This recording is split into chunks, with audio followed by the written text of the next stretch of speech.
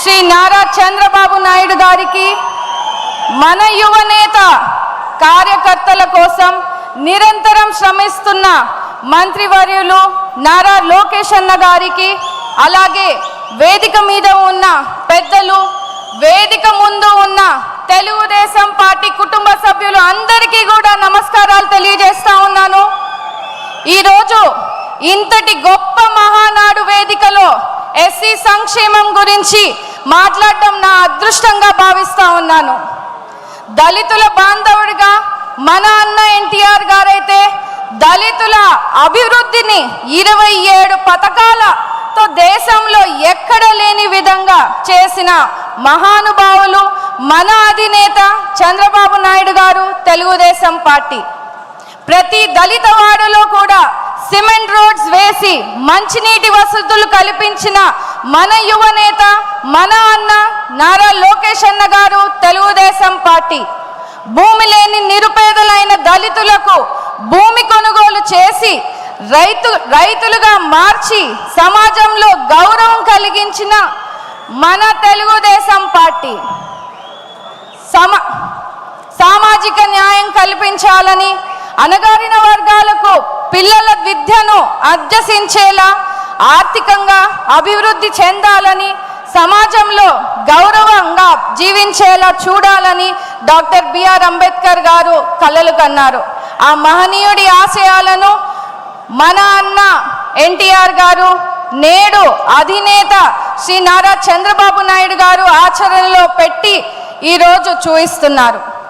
దళిత వర్గాలు అన్ని రంగాల్లో అభివృద్ధి చెందాలని, వారి అభివృద్ధికి మునిపెన్నడు లేని విధంగా చంద్రబాబు నాయుడు గారి పాలనలో సబ్ ప్లాన్ రూపంలో మనకి 40,000 కోట్ల వ్యయం చేశారు. ఎస్సీలకు అనేక అభివృద్ధి సంక్షేమ కార్యక్రమాలు చేపట్టడం జరిగింది. అంటరాని తరం నిర్మూలనకు జస్టిస్ పున్నయ్య కమిషన్ ద్వారా 42 సిఫార్సులు అమలు చేశారు. ఎస్సీ రిజర్వేషన్లు 14 నుంచి 15% వరకు పెంచాం. బెస్ట్ అవైలబుల్ స్కూల్స్ని ఏర్పాటు చేశాం.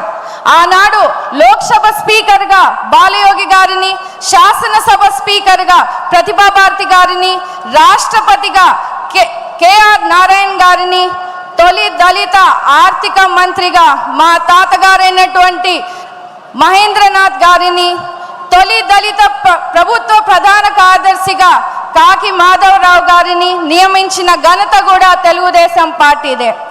ఆర్థికంగా, రాజకీయంగా, సామాజికంగా సమాజంలో దళితులకు సముచిత స్థానం కలిగించేలా ప్రోత్సహిస్తున్నటువంటి మన దేవుడు, మన ముఖ్యమంత్రి వర్యులు నారా చంద్రబాబు నాయుడు గారు, లోకేష్ అన్న గారు, తెలుగుదేశం పార్టీ. అంతేకాకుండా విదేశీ విద్య పథకం ద్వారా వందలాది దళిత బిడ్డలకు ఆర్థిక సాయం చేశాం.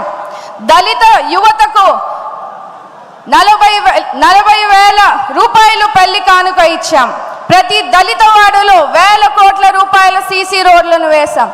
ఇన్ని మంచి పనులు, ఇన్ని మంచి స్కీమ్స్ని మన దళితులకి అభివృద్ధి చెందేలా చేస్తే జగన్మోహన్ రెడ్డి గారు అధికారంలోకి వచ్చాక ఇవన్నిటిని కూడా నిర్వీర్యం చేశారు. దళితులకు సంబంధించిన 27 పథకాలు రద్దు చేశారు. 28,000 కోట్ల సబ్లాన్ నిధులను దారి మళ్లింపు చేశారు. ఎస్సీ కార్పొరేషన్లు నిర్వీర్యం చేశారు. వైసీపీ పాలనలో దళితులపై దాడులు, దౌర్జన్యాలు పెరిగాయని స్వయంగా రాజ్యసభలో కేంద్రం వెల్లడించింది.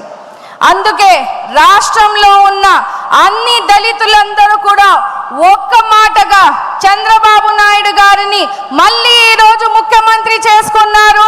దానికి మీరందరూ కూడా కృషి చేసినందుకు రాష్ట్రంలో ఉన్న ప్రతి తెలుగుదేశం కార్యకర్తకు, ప్రజలకు ఈ వేదిక మీద నుంచి కూడా ధన్యవాదాలు తెలియజేస్తా ఉన్నాను.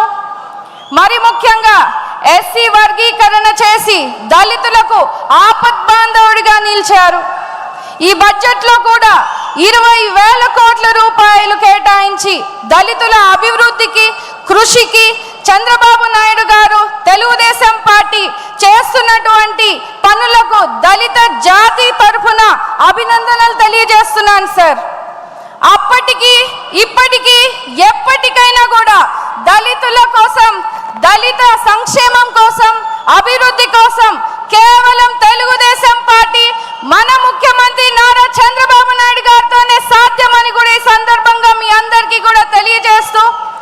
ఈ తీర్మానాన్ని బలపరచడానికి ఈ గొప్ప అవకాశాన్ని నాకు కలిగించినటువంటి తండ్రి సమానులైన చంద్రబాబు నాయుడు గారికి, లోకేష్ అన్న గారికి, సింగనమల నియోజకవర్గ కార్యకర్తలకు, ప్రజలకు, ప్రతి ఒక్కరికి కూడా ధన్యవాదాలు తెలియజేస్తా ఉన్నాను.